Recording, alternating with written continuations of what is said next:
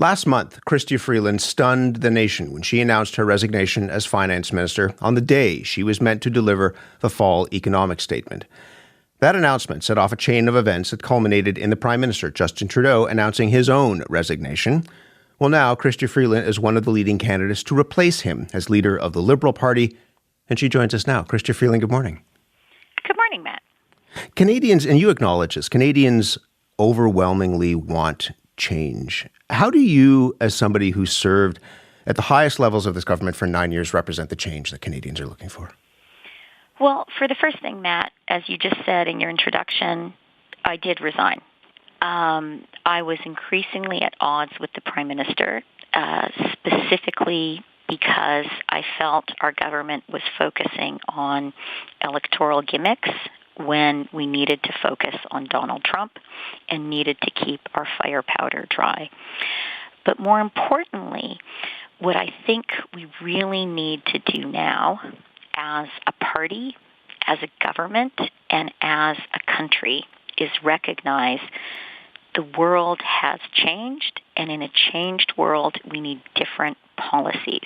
I didn't listen to your show a minute ago because I've been doing like a million cross-country interviews, but your excellent producers told me you've just been talking to Canadians who are concerned about tariffs. Canadians are smart. They are right to be focused on the threat Trump represents. I am too, and I have a plan for us to get through it and actually to seize an opportunity out of this crisis. Trump, too, is a true radical. He wants to change the United States, and he wants to change the world. We don't need to be scared of that, but we need to take it absolutely seriously and to have a plan to fight for Canada. And I want to talk about that's what I have. I want to talk about your plan in a moment with Trump, but can I go back to you and the change that you're saying you represent? You told my colleague Catherine Cullen on the House this weekend that you were running against the Ottawa establishment. Help me understand this, because until very recently, you were the Deputy Prime Minister of Canada. How are you not the Ottawa establishment? Well, look, Matt, I think that it is pretty clear that the Ottawa elites today, that I am not their preferred candidate, and I get that. I understand why, for the Prime Minister and the people the closest to him, that they would feel that way.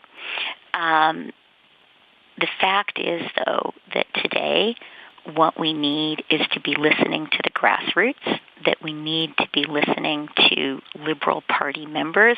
One of the things we've allowed to have happen is for the Liberal Party itself to atrophy and for the grassroots not to have control of the party. Something that I will do if I am chosen as leader is give that control back to the grassroots and say, you have to have the grassroots decide how they want to exercise that control. But the first thing I would do is say to the grassroots members, you guys figure out how you want to speak truth to power. You guys figure out what kind of a leadership review mechanism you want to have. I think if we had had that in place, we would be in a much better position today than we are now. Just to be clear, you don't see yourself as part of the Ottawa elite. You were the Deputy Prime Minister. You were the Finance Minister. You held some of the highest positions in government. What I represent today and what I am fighting for is inside our party for a renewal, for a real transformation. I think we need to get back to really have a true parliamentary democracy inside the government, and we need to give the grassroots back control, and that's why I've been putting forward very specific proposals to do that. And when it comes to the policy of the government, what I am proposing is that we have a set of ideas that are focused on addressing the clear and present challenge that Canada and, frankly, the world, look at what has happened with Colombia in the past 24 hours, is facing today. That's where I think Canada needs to be looking to the future. I have identified what is the existential threat to our country today. I have a plan to deal with it, and I know I can do it because I've done it before. In your campaign ad, you say that Donald Trump doesn't like you very much. How is that an advantageous position going into tariff negotiations with the Americans if the person on the other side of the table doesn't like you? Well, he didn't like me the last time. That's where that quote comes from. And he didn't like me because I drove a hard bargain and got a good deal. The reality is what I think we all know about Donald Trump, and what I know from having been in the room with him, is for him, weakness is a provocation. He can see it. He can sense it. I think he can probably smell it. Do you think the current government and the current prime minister is weak? What I think we need to do is be very, very strong and very specific.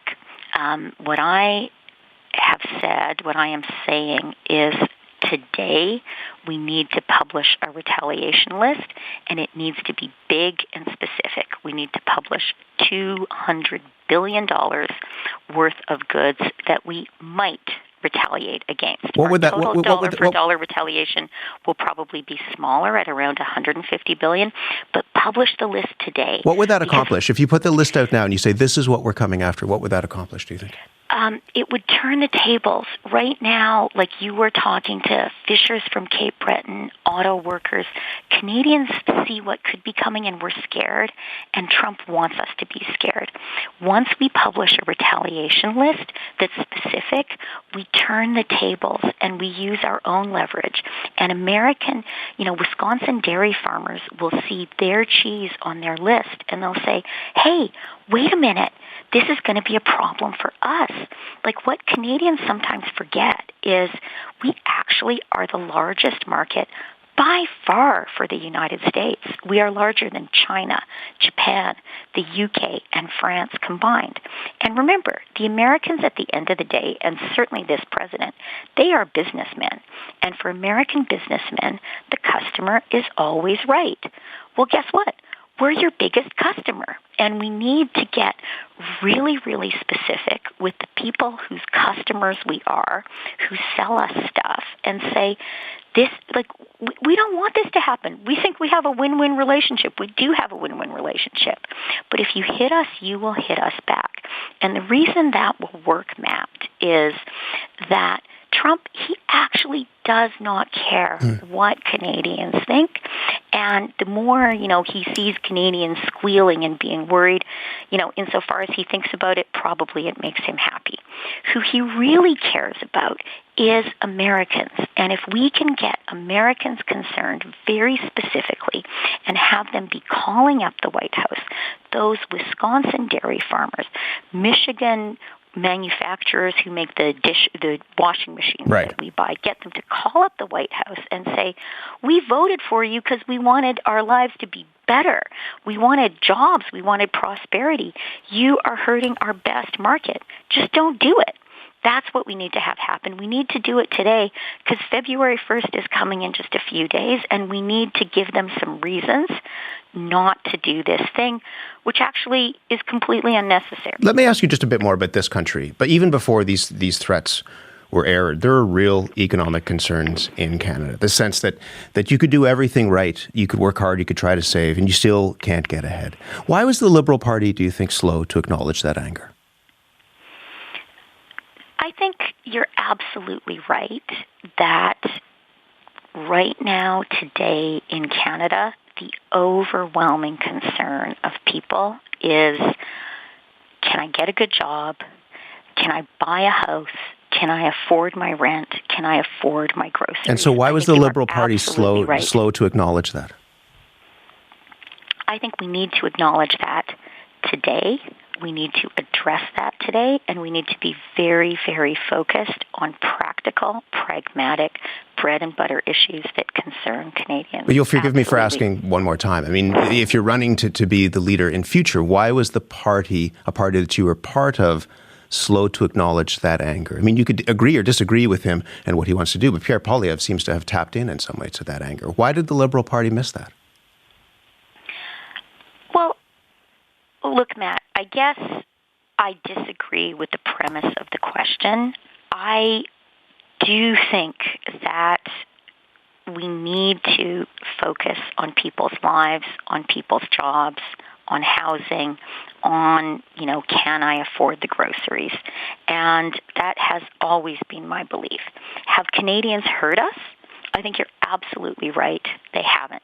And insofar as we need to do a better job of getting through to Canadians, I wake up every morning thinking, how can I make your life better?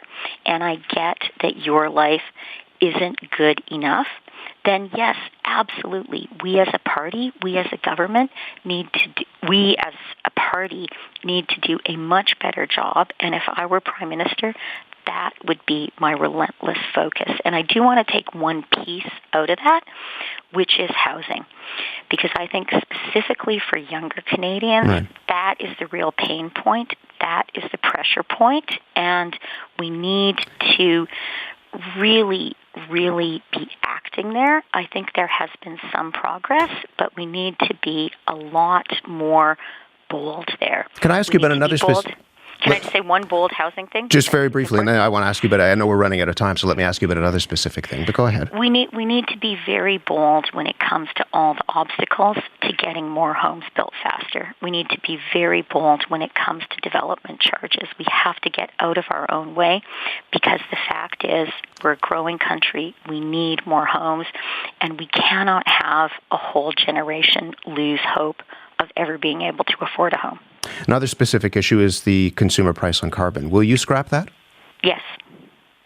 You said as recently as last year that this was the most economically efficient way to fight climate change. You said on this program that the best way to act in the face of climate change is a price on pollution. Why do you no longer believe that that is the way forward?